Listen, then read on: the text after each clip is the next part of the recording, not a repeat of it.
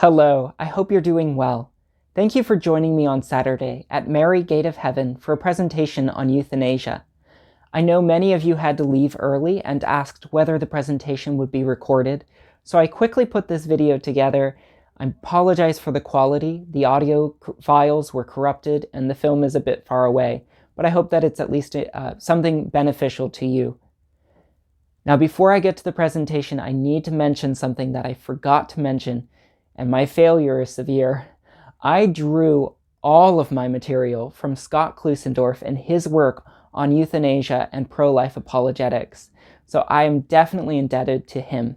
And I failed to give him credit on Saturday, so I want you to be sure to note how important his work is for my presentation.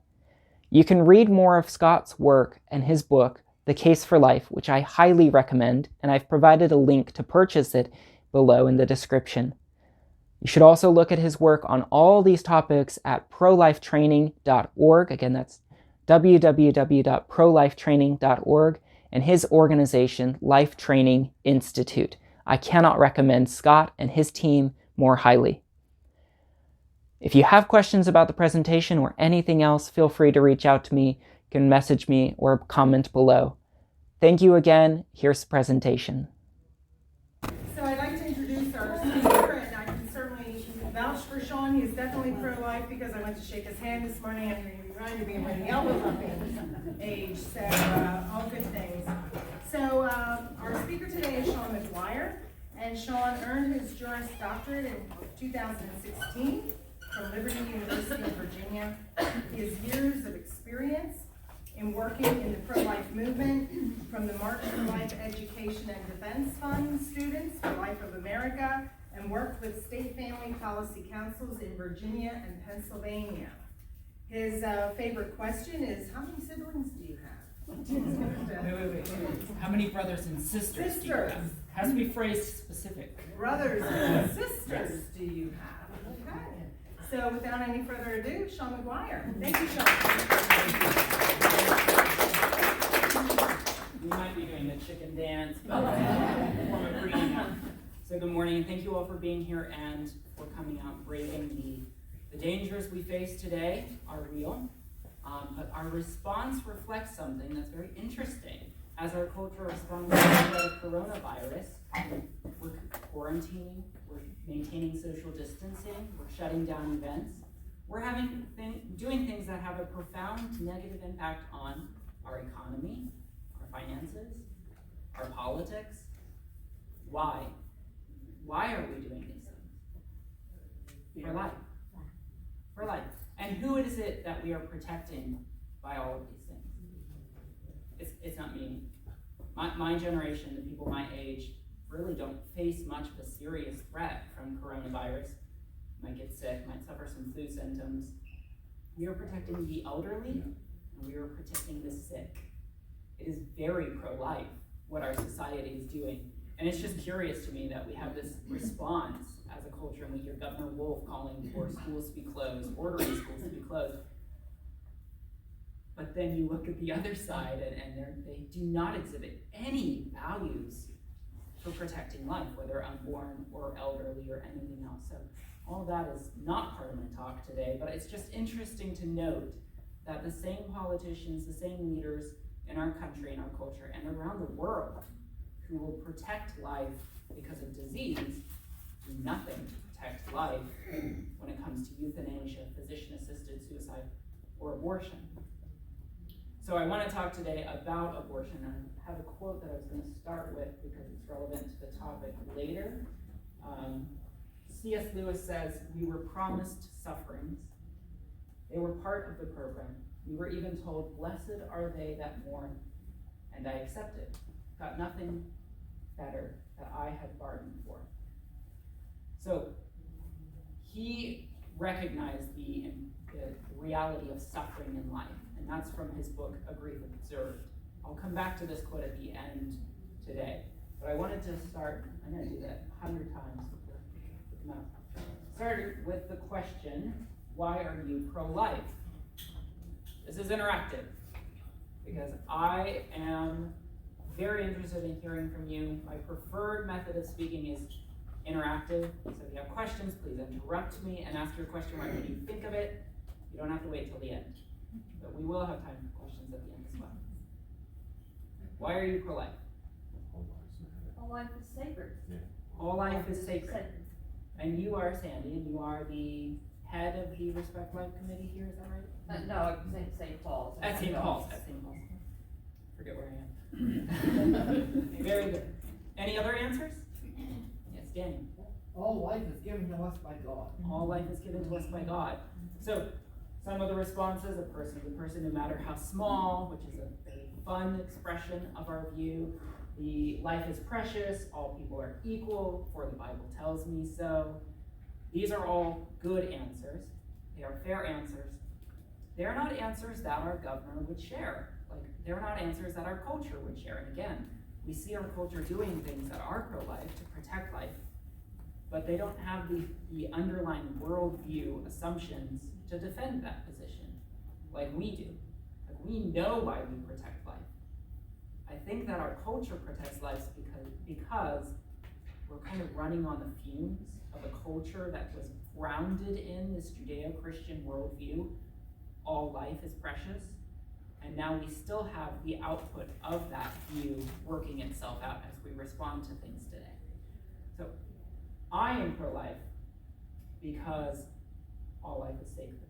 But I am pro-life because all life is equal. Every human being is equal. And talking about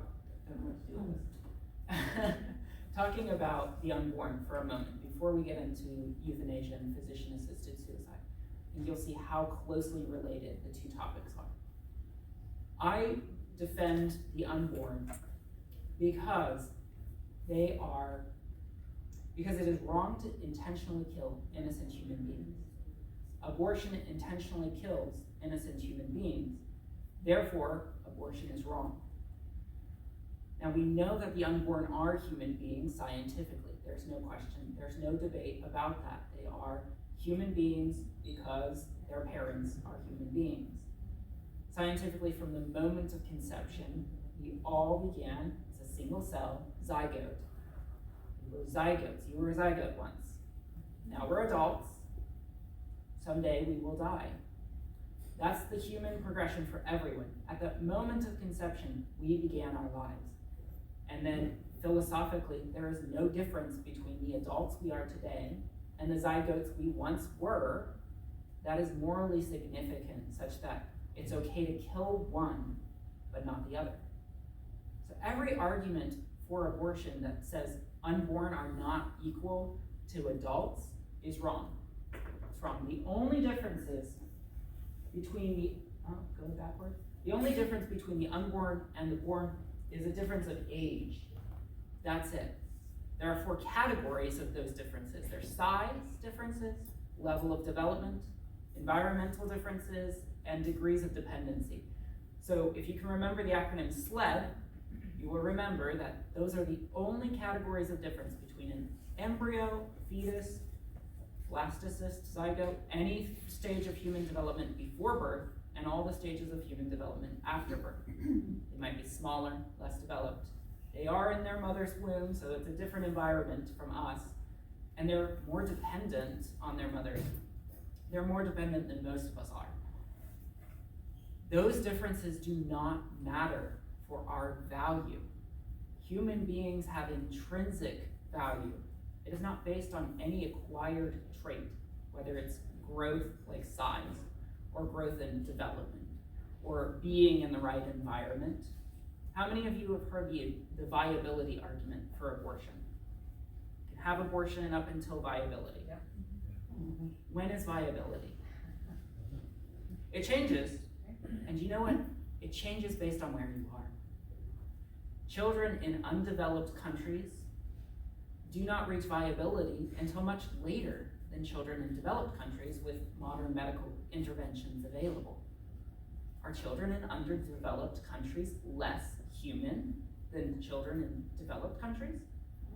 No, of course not. Our humanity does not change based on where we are.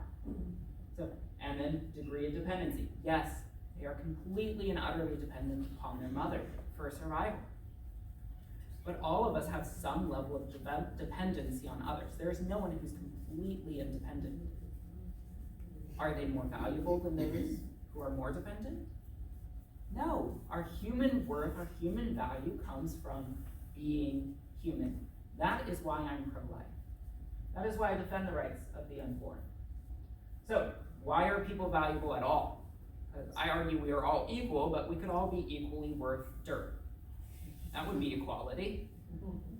And what would a naturalist, someone who denies any reality of supernatural, anything beyond the material is not real, what would they say? So Carl Sagan famously said, the cosmos is all that was, or is, or ever will be. And their argument is that a person's value comes from only material considerations. And when they talk about ethics, the only things that go into account are consent and autonomy. Autonomy being individual power to control and determine outcomes. So those are the only things they consider and base their decisions on. And you'll see the ramifications for that throughout the talk. But why are people valuable from a biblical Christian worldview? Genesis 1:27. So God created man in his own image. In the image of God, he created him. Male and female, he created them. Our human value comes from the imago Dei, the image of God. We are made in God's image. You bear the image of God, and that is where your worth comes from. That is why you are valuable. And that is true not just for you and for me, who know and believe by grace. It's true of everyone. Everyone in our society. Carl Sagan, C.S. Lewis, everyone I mentioned throughout this talk. Governor Wolfe. Everyone is made in the image and likeness of God and are equally valuable. And they're not equal down at the level of dirt. They're equal as the pinnacle of God's creation. His favored, treasured possession. God loves his image, and he loves us. And that is why we are valuable. All right, so now the topic at hand, euthanasia. What is it? Well, youth refers to young people, generally understood to be between the ages of 12 and 18, but the UN defines it as children all the way up until the age of 24, and they allow member states to define it all the way up to 30. So youth is growing demographic for statistics. So what's the problem? In Asia, they're experiencing huge demographic declines as more and more young people are avoiding the traditional idea of family. There's a dearth of children. In Japan, for example, the projections are that they will be plummeting in their population in the next 100 years, down to close to 80 million people not quite having, 1/3 of their population disappearing. Italy is worse, but we're talking about Asia. So, are you guys just gonna let me keep going? That's interesting. Euthanasia, no. Euthanasia, a different word. What is it? So euthanasia is the act or practice of killing or permitting the death of hopelessly sick or injured individuals, such as persons or domestic animals, in a relatively painless way for reasons of mercy. Merriam-Webster Dictionary 2020. I looked that one up online as I prepared for this. So that's the dictionary definition today. Where does the word come from? The etymology, it comes from Greek words, 2 words, meaning good death. Eu comes from the Greek word good or well, and thanatos, meaning death. Who's familiar with Avengers? Has anyone watched the cultural phenomena? I see you shaking, nodding your head. Yeah. Who is the villain? Does anyone know? Thanos. Thanos. Thanos is the villain, and he comes from this Greek word thanatos. Comic strip. Comics have a lot of information, and you can learn a lot if you read them. What does Thanos do in the Avengers? He destroys half of all life with the snap of his fingers. Very interesting kind of idea, but his entire purpose was to relieve suffering of the people of his planet by eliminating half of the people and conserving natural resources. That is his goal. And he is appropriately the villain. Now, organizations here in this country talk about death with dignity. That's the organization that logo is there. They are one of the primary examples of this. We're advocating for euthanasia and physician-assisted suicide.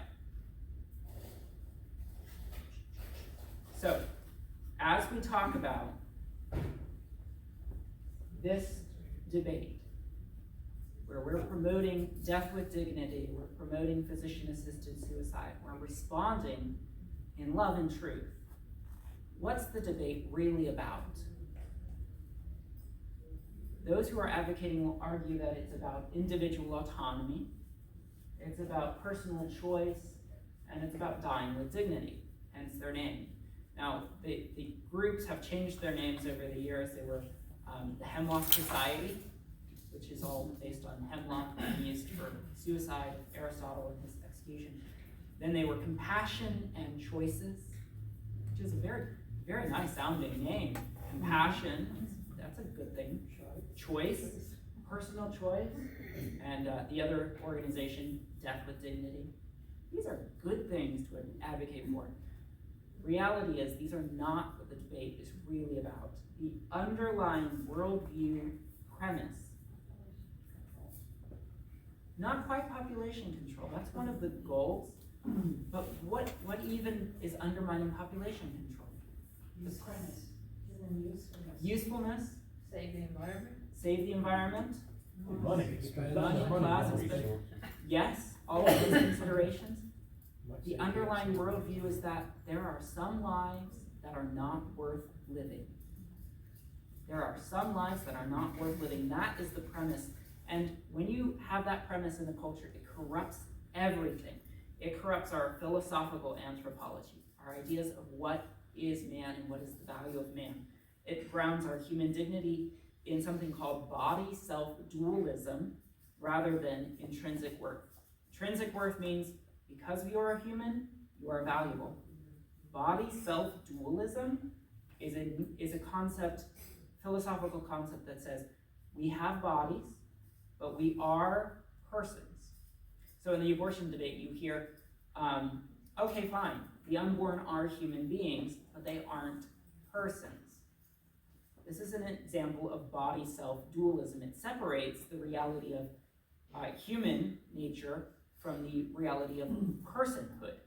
The personhood argument is an idea that human beings are not all people. This book was published in 2018, I think. Fantastic book, Love Thy Body by Nancy Pearcey. She goes through how this body-self dualism impacts every argument in our society today. Everything from the hookup culture, to abortion, to transgender transitioning, to same-sex marriage, everything is based on this idea that your body is not who you are. You are not your body, you are yourself, and yourself is your mind, your will, your emotions, your capacity to have relationships. All of these things are yourself. That's what personhood is. It's unconnected to the physical body. This is not a Christian perspective. We are bodies. God has made us as bodies. We have our souls. We have ourselves in our bodies. So we are united in one whole. So, euthanasia. Here's our case study. Oh, I was going to talk about all the other things it corrupts, but we'll get to that later. Our case study. Imagine this. You get the following email from a fellow church member. Here's the email. As you know, my husband Greg is nearing the final stages of terminal cancer. He is refusing further aggressive treatment for the disease and is content to die. His physician tells us food and water, currently administered through a tube, may soon be an unnecessary burden and only increase his discomfort. At the same time, the doctor said that without increases of morphine, Greg's pain will skyrocket as death approaches.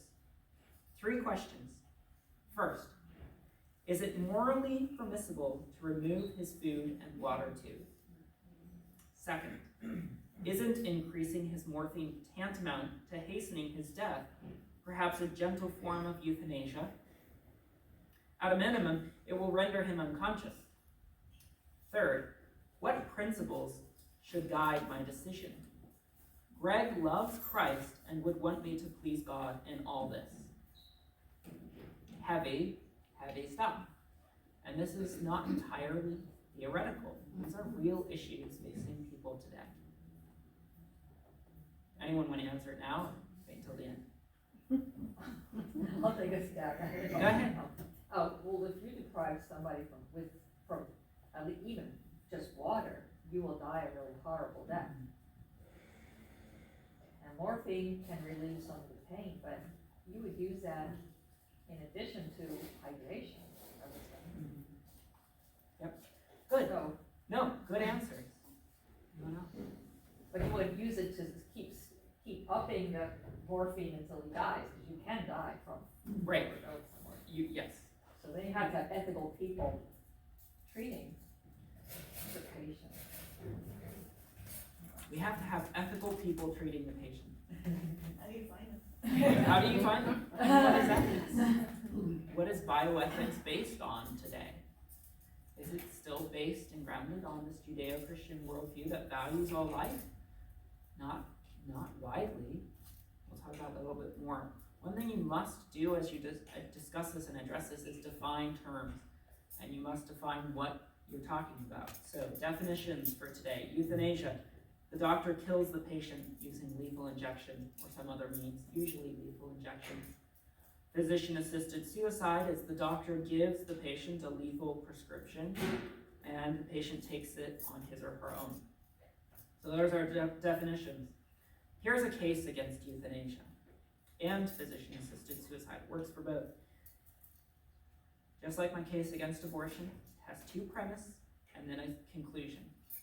So premise number one, it is wrong to intentionally kill an innocent human being. It's the same premise from the abortion argument.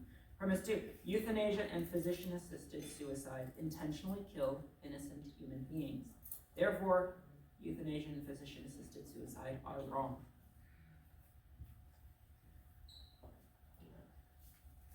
The underlying premise, an argument for euthanasia and physician-assisted suicide, is not really about relieving suffering, autonomy, and personal choice.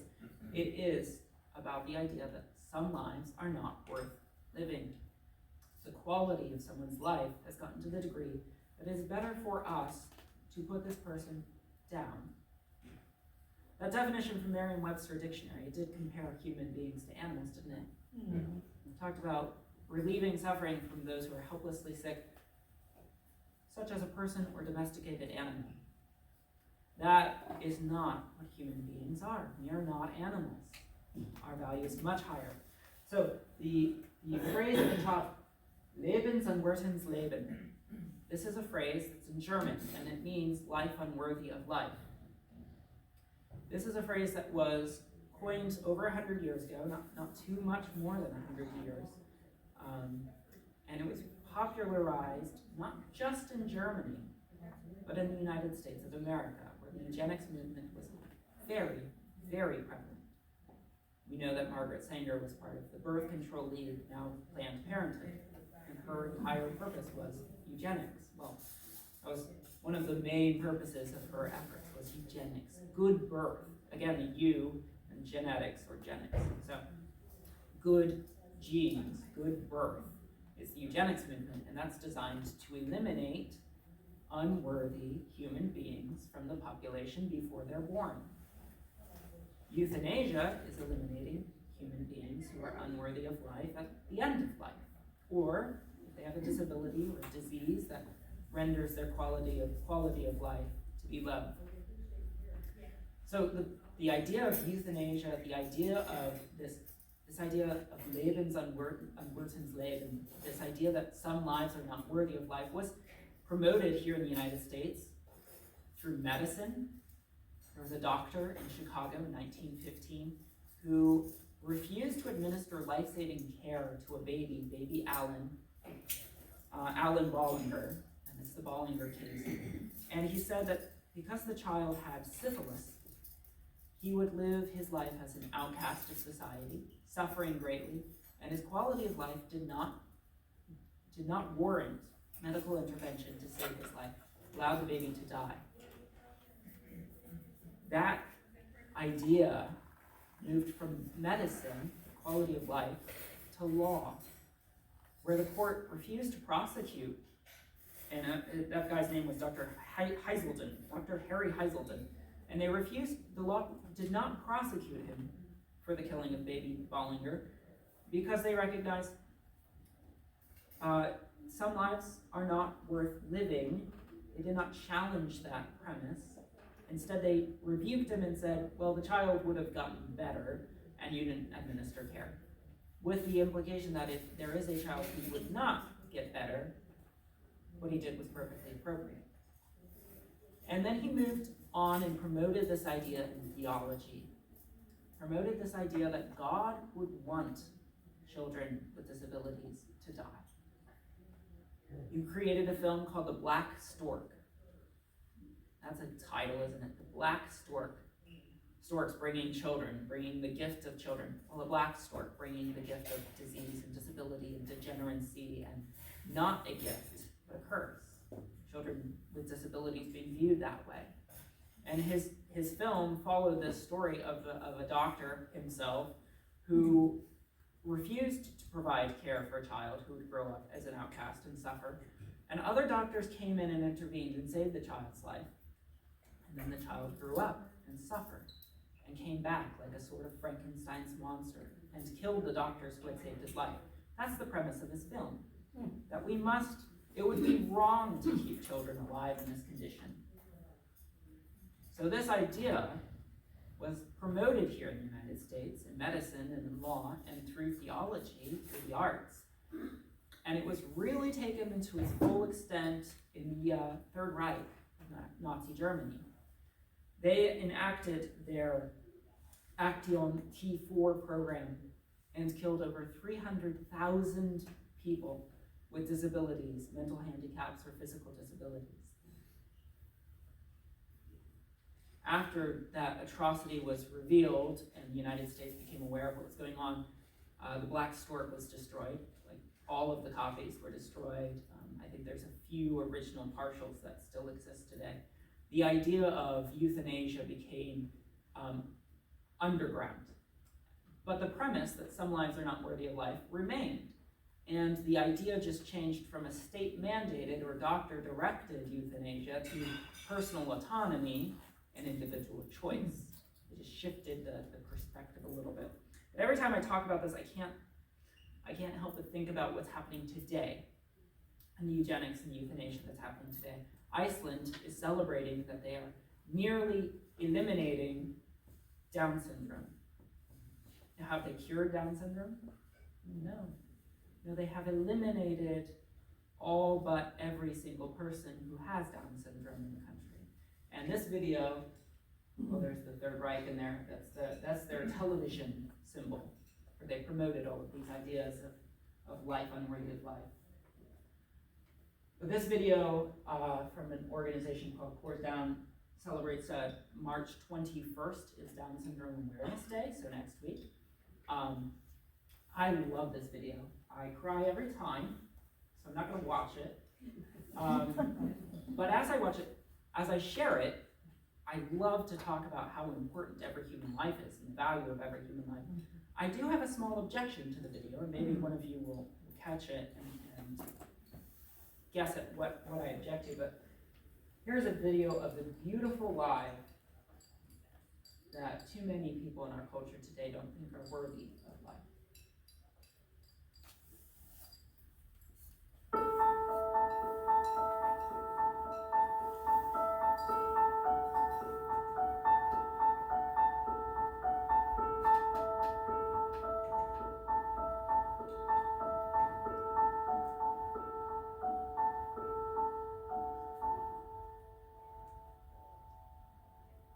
Thanks for calling, mamá. Don't be afraid. Tu niño podrá hacer muchas cosas. Podrá marchar. Podrá correr hacia ti. Il pourra parler et te dire qu'il t'aime.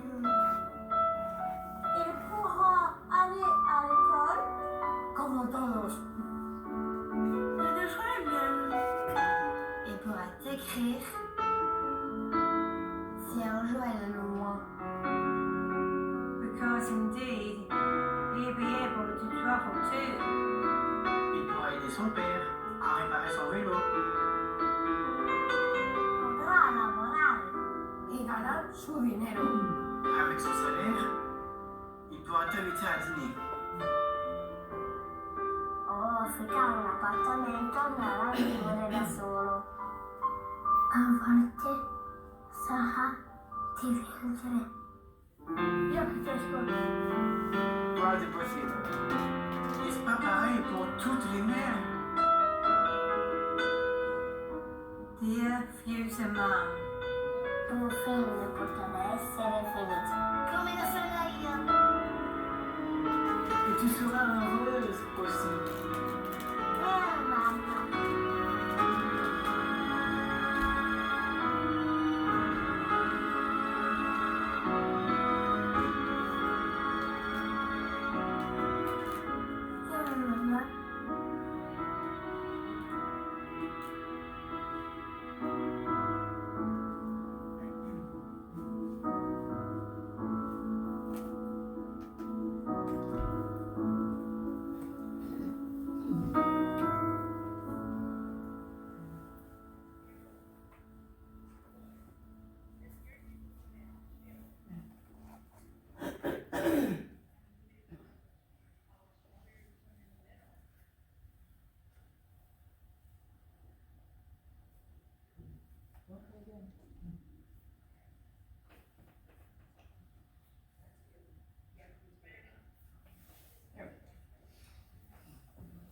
So,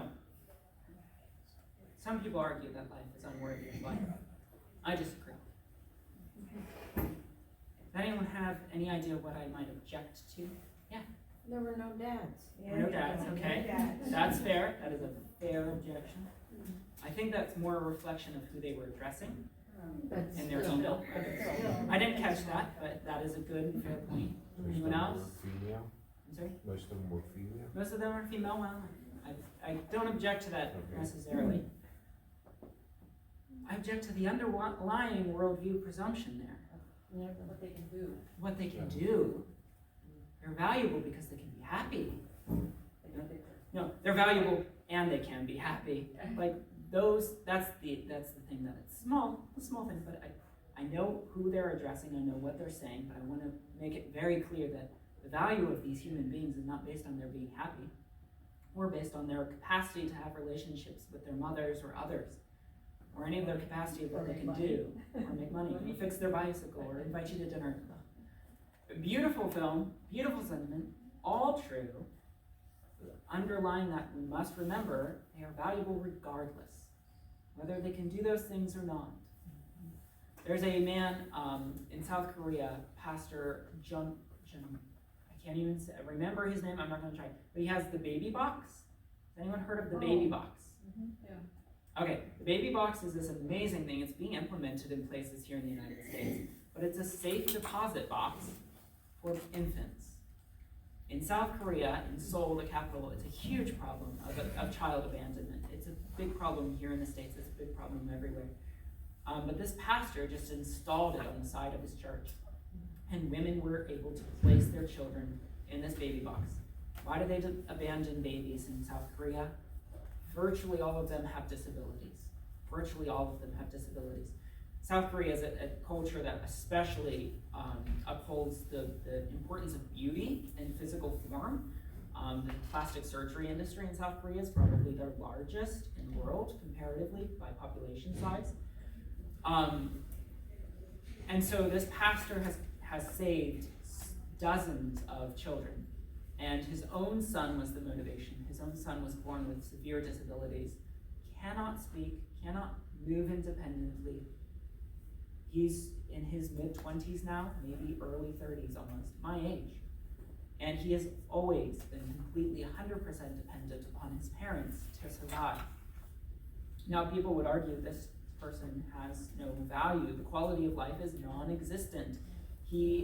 Whether he has cognitive capacity or not, we don't know because he can't communicate. The pastor cares for and provides for his son and loves his son every day, and he has talked about how much his son has taught him through his life. Now I know I'm short on time and I keep on going down every rabbit trail, but that is true. His son, even though he has no capacity to be happy, no capacity to communicate, no capacity to do any of these things, still has value. So that's my one little critique on the Down syndrome awareness video from Course Down.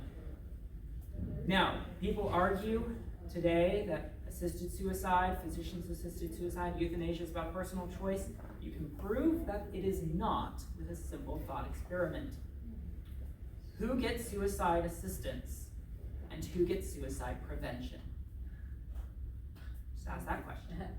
Because you see heroic stories often of people who are on the verge of suicide. They're going to jump from a bridge, and the community comes and saves them. I saw one where a man literally tied himself to the jumper. Why? He's preventing suicide. So here's a few examples of what you can ask. We have an 80-year-old depressed man. Suicide prevention or suicide assistance? He wants to end his life. Critics would say it's his choice. His choice, we should assist if he chooses to pursue that course of action. It sounds very sympathetic, compassionate, right? Well, what about an 18-year-old man with chronic depression? Suicide assistance or suicide prevention? Now, I was looking up slides and images. I use stock images for all of this. And a lot of times when you do Google search for suicide or loneliness or isolation, they give little prompts: suicide prevention hotline. You're not alone. Call this number. I was like, I'm okay. Thank you. No, that's different, the critic would say. He has his whole life in front of him. Not suicide assistance, suicide prevention. What they've done is they have revealed that the age of the person in question determines the solution provided. That's ageism. Discrimination based on the age of the person. They're both suffering from depression. One is given suicide assistance and one is given suicide prevention. So it's not actually about autonomy and choice, it's about the value of the person. And some people are not worth living. Here's another one. Suicide prevention or suicide assistance. I used all men and then I was like, wait a minute, where are the women examples? Oh well. No, suicide is a much bigger problem in the male population than the female population. So a 35-year-old man with chronic depression, again, he has a lot of life ahead of him. That's treated as depression. So suicide prevention. Well, what about a 35-year-old man who's depressed and paraplegic? It's his choice. Is that really about autonomy and choice? Or have you just said that you treat people differently? You could respond, shouldn't we treat all people equally? Or you might respond, well, what do you mean? Well, you've just prevented two different solutions to two different men based on nothing else except an underlying chronic condition of paraplegia. So they've just stated that the whole class of human beings who have disabilities are relegated to second-class citizenship status. Instead of treating their despair, you offer them the choice to be killed. You wouldn't do that with a non-disabled person, but put simply, you have assumed that some lives are not worth living. See, Jim's leaving us. Frank, that's Jim. Yeah, we got it. They're leaving us too, I just called them out. Everyone's leaving. We have I a hope- funeral to attend, and Frank is I- on dialysis. I was gonna make a terrible statement about them. I just got offended. Oh, don't care for the speech. I scared him. Yeah, I hate to leave. I hate to leave. It's a good. No, thank you for being with us. It's very nice. You coming back? I don't know. If I get invited, we'll see what I can Might be do. back. I might mess everything up. So again, they've just treated people with disabilities as second-class citizens. This is again the idea of body-self dualism. The capacity to live well, the quality of life is based not on the fact that we are human beings. The quality of life determines whether we have any value at all in the first place. So it also has a lot of consequences. There's a movie with the paralyzed person that came out in 2016. Me Before You is the title of the film. It's actually really telling that it's such a selfish kind of articulation. It's a romantic drama. where a man is paralyzed from the neck down. He has to get a nurse and falls in love with the nurse, and she falls in love with him. He pursues physician-assisted suicide because he has despaired of life and living. At the end of the film, spoiler warning, she endorses and supports his decision. Our culture is promoting this idea that, like, even he had this capacity to communicate, had this capacity to fall in love, and he still pursued physician-assisted suicide because he despaired. He didn't get treatment for his despair. He was given the autonomous choice of killing himself. We are more than blind matter in motion. We are more than our capacities or our conscious desires. We are human beings who are made in the image of God. So ideas of consequences, we know that this idea that body self-dualism has consequences. It's absurd. Here's one example that's great because you end up saying things like, my body existed before I did. Or, I was mere matter until my conscious self showed up. Because if you think about it, the body exists, but there's no personhood yet. So my body existed before I did is a necessary conclusion of the body self-dualism.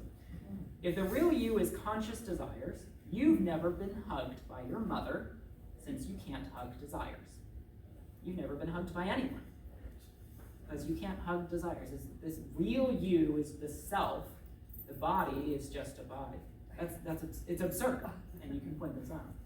It doesn't argue for why a given function is value giving in the first place, because they talk about these functions that give us value. Our capacities give us value. Why? And why do those capacities give us value and other capacities do not? Once personhood is divorced from the human body, human value is subjective. Human value is subjective. Those in power decide who is a person, who lives, and who dies, and might makes right. Those are consequences of the idea that personhood is separate from human body. And we see this in euthanizing victims of dementia. News articles this year talking about this, but even back in 2016 in the Netherlands with euthanasia being enacted, people can give consent to be euthanized even if they're not in their right minds. People with dementia who are not, they don't have the capacity to make legally binding contract decisions, but they can choose to end their own life with physicians' help.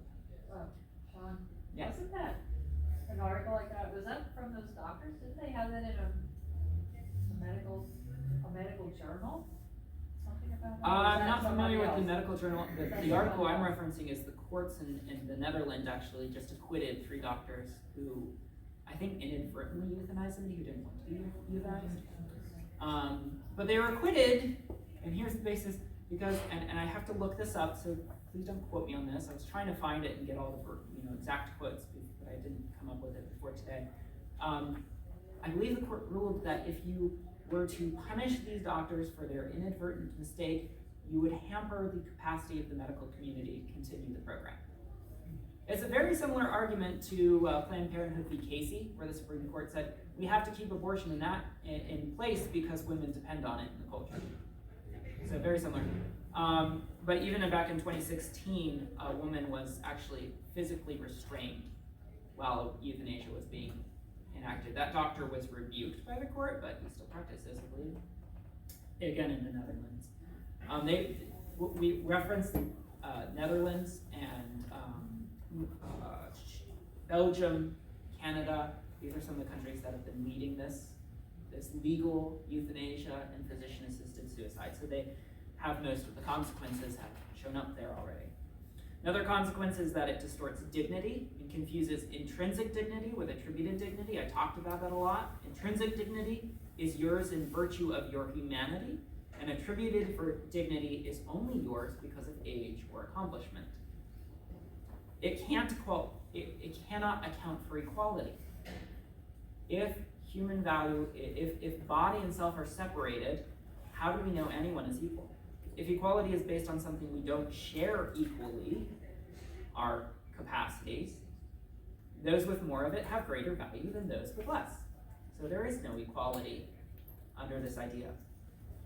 It just voluntary euthanasia. we saw this played out in the Third Reich. Now we all pretend that it's always voluntary, but it's definitely justified to have involuntary euthanasia if only those with cognitive function are above a certain threshold and count as actual persons. Those who fall short can have their rights overridden by actual persons. Killing them is only wrong on consequential grounds. Consequential grounds meaning the outcomes. If you hurt other relationships, then it would be bad. And you talk about the abortion, again, it's so intertwined. People will say, well, it's not right to kill an unborn child in an accident, like a car accident. If a woman is going to the abortion clinic to have her baby aborted, and the doctor is driving the same way, and they get in a car accident, and he kills the unborn child, he's liable under the law in a lot of states for involuntary manslaughter.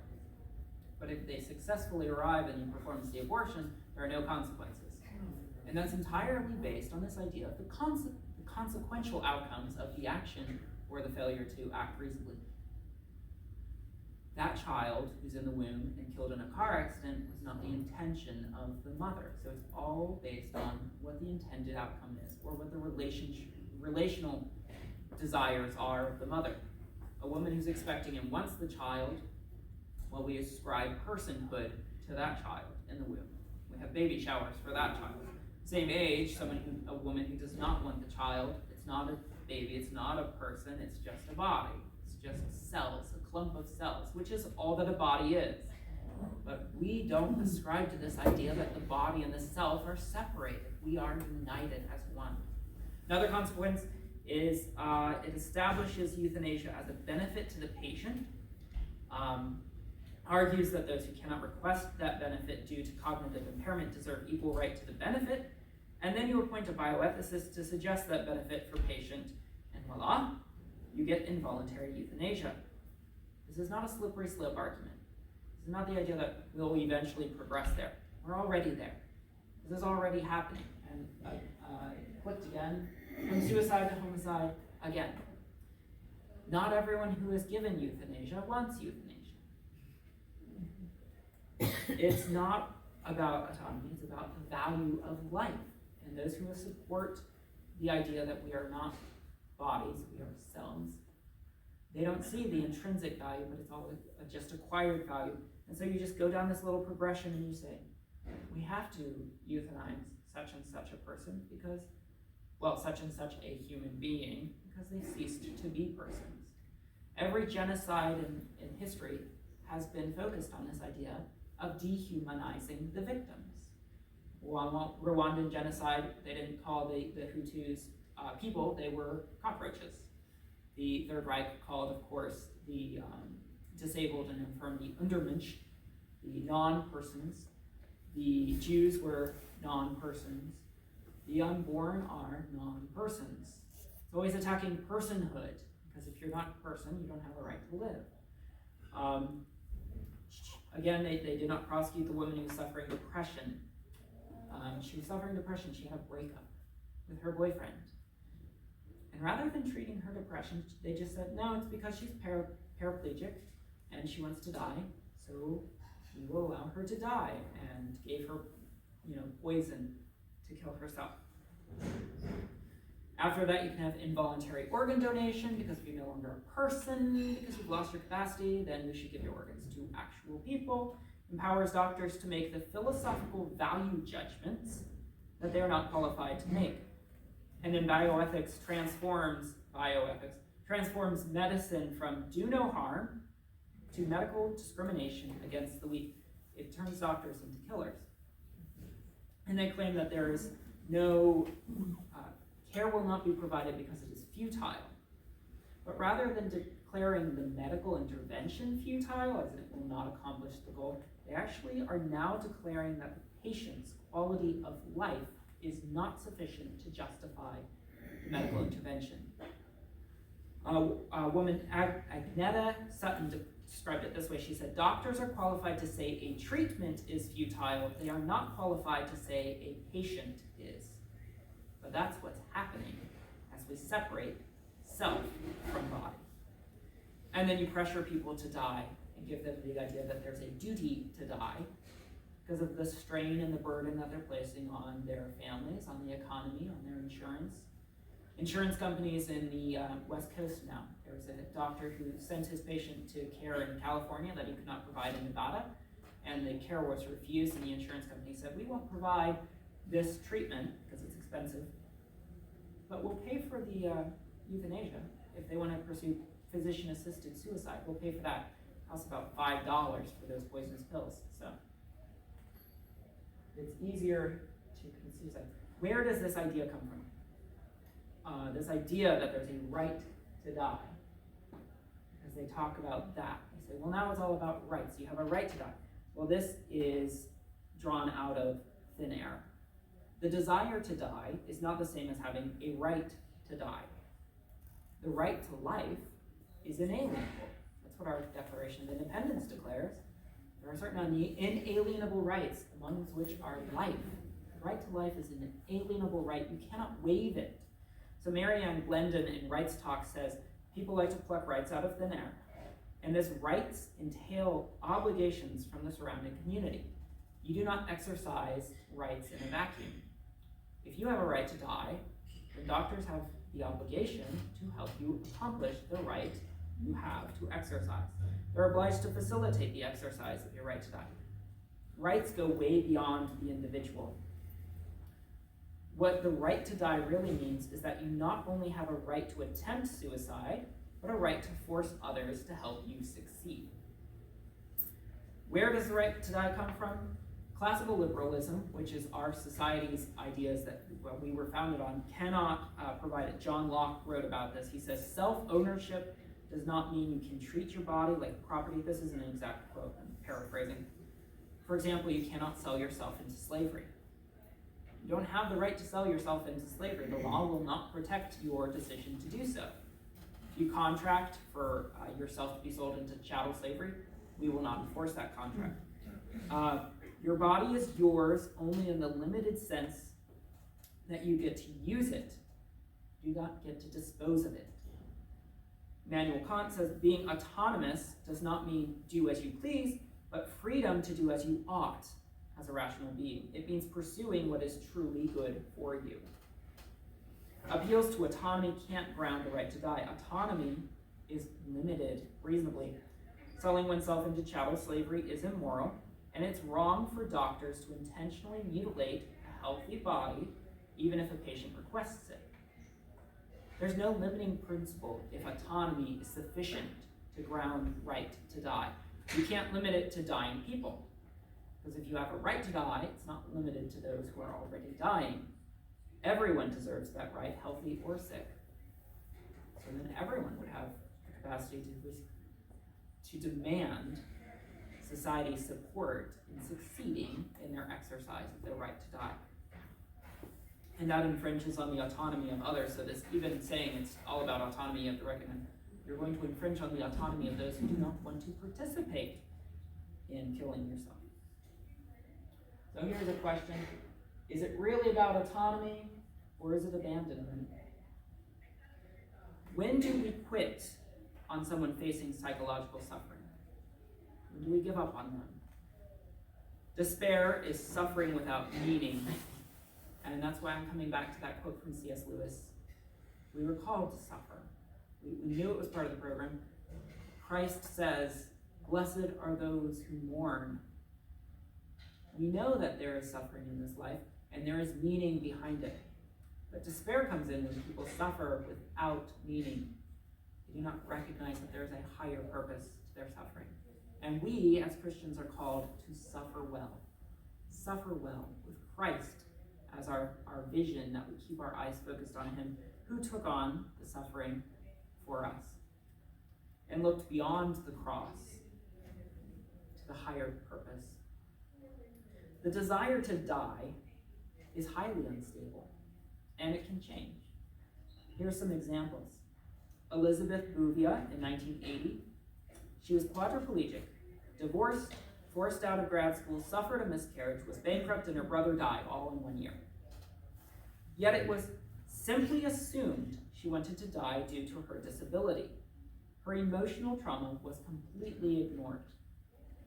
Despite winning the right to remove feeding tube, she began eating on her own and lived. Friends came to her aid. What she needed was not cold autonomy to pursue suicide. What she needed was for others to show her that they valued her for who she was, not based on anything else and what she did.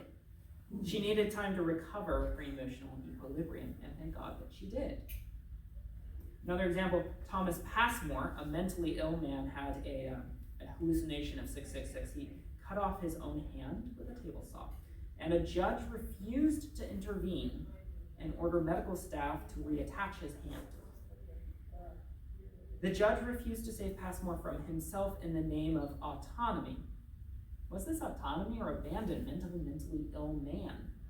A colossal failure to care for him. Arthur Caplan wrote of this, "A nation that has created a healthcare system in which doctors, nurses, and administrators are not sure whether it is the right thing to do to sew a mentally ill man's severed hand back onto his arm is a society gone over the edge regarding autonomy." I agree. So it's estimated that 95% of those who commit suicide have diagnosable psychiatric illnesses, the majority suffering from depression that can be clinically treated. And yet, only 5 of 178 Oregon patients who died of physician-assisted suicide in 2014, this is the latest that I saw, only 5 were referred for psychiatric help out of 178. Physician-assisted suicide under the guise of autonomy is the state abdicating its duty to protect innocent life, even from itself. The premise that some lives are not worth living corrupts the end-of-life care, confusing a right to withhold treatment with a right to intentionally kill. Foundational principle. Always care, never harm. While we must never aim at death, it does not follow that death must always be resisted either. Death is a conquered foe for the Christian. And as we come toward death, and as those we love come toward death, we do not have to cower in fear. We do not have to always avoid it. We do have the capacity to greet it in faithfulness, knowing and confidence in Christ. But those around us, as we approach that time, must never aim for us to reach it faster. Withholding treatment that no longer benefits the patient medically is not immoral, provided we do not aim at death. Rejecting treatment that is burdensome is not a rejection of life. So this extraordinary intervention that we talked about in our case study, the husband Greg, no longer going to take aggressive treatments against the cancer. That's not a rejection of life. However, a truly medical decision to withhold treatment is based on principle that the treatment is valueless, not that the patient is valueless.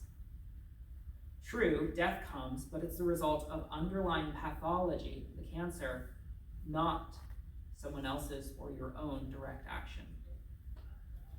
What about morphine? We need to draw a distinction between euthanasia and effective pain relief for dying patients. A physician administering morphine may foresee a hastening of death, but he must not intend it. That said, it's okay for terminally ill patients to sleep before they die, thus relieving their pain. It is not okay to intentionally kill them. When physician-assisted suicide is on the table, the doctor-patient relationship is corrupted. Cost-benefit analysis drives medical decisions, leaving patients to think they have a duty to die so as to not be a burden.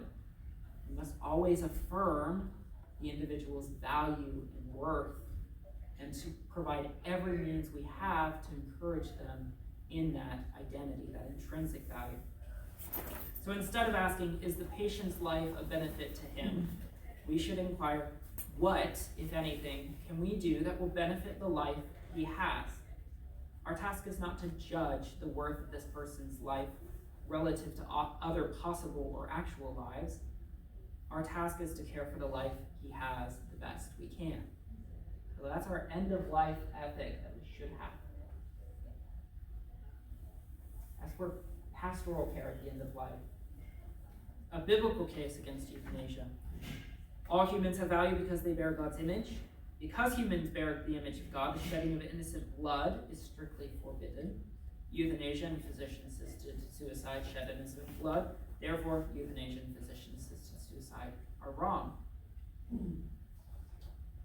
Pastors should be giving assistance not to commit suicide, but to affirm the intrinsic value of the person, to talk about the eternal matters, help them bring closure with family and loved ones, treat their despair, help them to rest in Jesus, and then help them communicate those essential messages. I love you, thank you, forgive me, I forgive you. Dying well encompasses those things, addressing those things that are of internal weight, preparing for death, and resting in Christ. I can't think of how many times I've heard of lives changing, young people changing their trajectory based on the intervention of someone on their deathbed who shows them a model of dying well and shows them the important and eternal things that we should be living for while we have life. And also help church members prepare to answer objections. One objection often is that anything against physician-assisted suicide is a religious argument.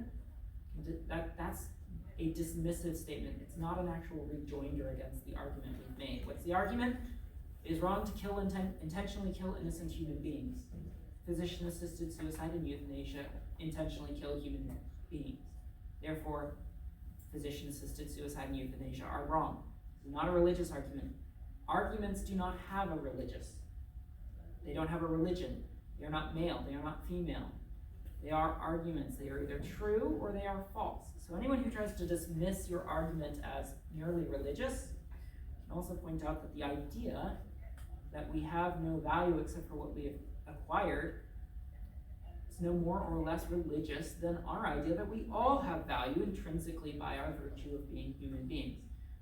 These are not empirical scientific claims. They cannot be proven or disproven by anything outside of philosophy. There is a religious tenor to those who argue in support of physician-assisted suicide and euthanasia. They celebrate the autonomy of the human being, and we hold that we are dependent upon God and we are answerable to God. We do not own ourselves. We are God's.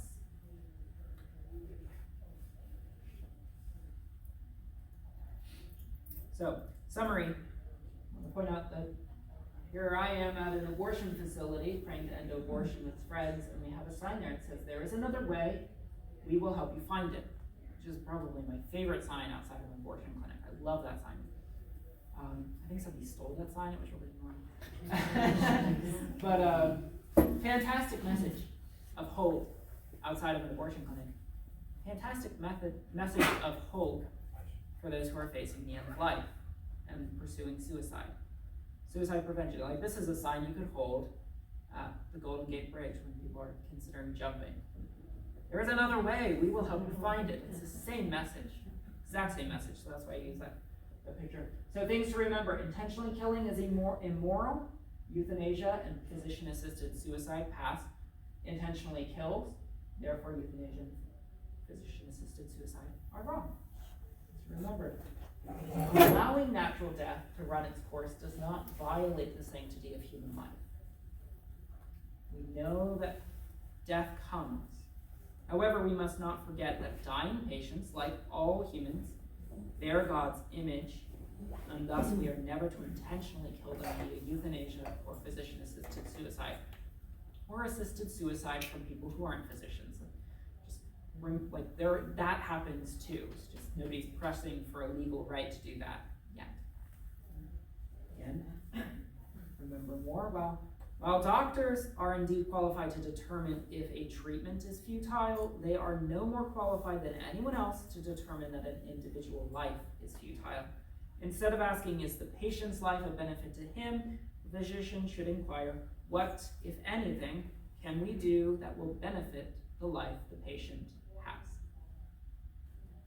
So regarding morphine, instead of intentionally killing the patient with a heavy overdose, the physician provides carefully calibrated increase in morphine aimed at controlling pain.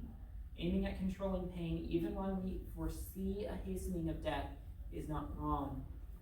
and it's not wrong to sleep before death. So, euthanasia, assisted suicide, any questions that I could possibly answer today? Yeah. Actually, I was told not to call on you. That's so right. I'm gonna call on someone else. Would you ask him? Go ahead. Do you know what I know hospice is good, but what is their thought behind, because I worked with hospice once and I was not happy, because they were drugging the patient. And then I heard another person that had very good experience with hospice. Aside from, I know terminal ill patients, what is their purpose? Hospice? Yes. Hospice comes at end of life typically, Right. and then the goal is palliative care. Palliative care is care that provides relief from pain and suffering toward the end when someone's facing some chronic underlying pathology that's incredibly painful. So administering drugs is one method that is used. Now, you talked about being a little bit upset and disappointed with that. If it's overdone, if it's aimed at, see, some people talk about aiming at death, and I talk about aiming at death. Another thing we could aim at is equally as selfish, aiming at just silence. Silencing the sufferer because it's too uncomfortable for us. We don't want to go through that. We don't want to walk alongside someone in that situation. Other people have great experience with hospice care. Mm-hmm. It depends really on who's administering it and what their basis for operating is. Are they there because they love people and want to walk with them through that horribly difficult season of life as they come to the end? Or are they there because it's a nice check and they just want to minimize the amount of work and the emotional strain they themselves have to go through, so they silence the patient who's suffering?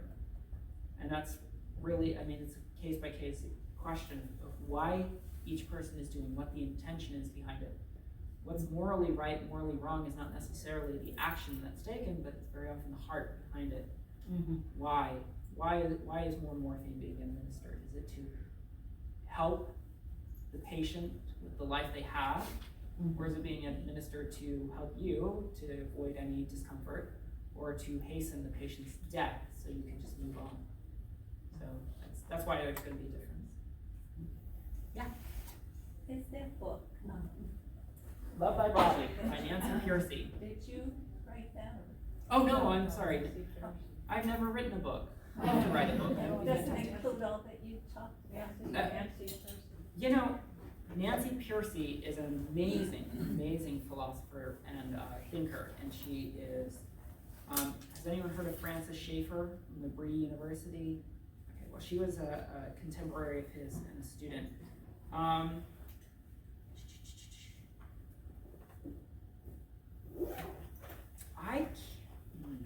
Where could we get the book? You can get this online anywhere that books are sold. I buy all my books from Amazon. Nancy Pearcey's Love Thy Body, it addresses a plethora of issues, and all the worldview implications that she talks about apply to euthanasia, but she doesn't have a chapter specifically on euthanasia and physician-assisted suicide. It addresses a lot more the sexual revolution than anything else, and the transgender revolution and how it applies. But the same body self-dualism that I've been talking about, the separation of our bodies from our personhood, is applied to all of these subjects. And as soon as you start to think about that philosophical underpinning, you can address a lot of these questions, including the question that you might get from the case study I gave, much more cogently and passionately, and reminding people that we are commanded to love ourselves, love God, and to love our neighbors as we love ourselves. We are commanded to love our bodies. And far too often I hear people, even in church, saying things like, well, we're not crude physical matter, we are spiritual beings. And I'm like, time out. We are spiritual beings in bodies. We are our bodies. And we cannot separate the two. That is a false philosophical idea, separating self from body. So that's why I reference this book, Love Thy Body by Nancy Pearcey. I think everyone should read it, everyone should have it. Because as you get questions about transgenderism, homosexuality, abortion, the hookup culture even separates self from body, as people are told, well, go and give your body away it's not really you, it's just your body. So it's not going to do you any harm.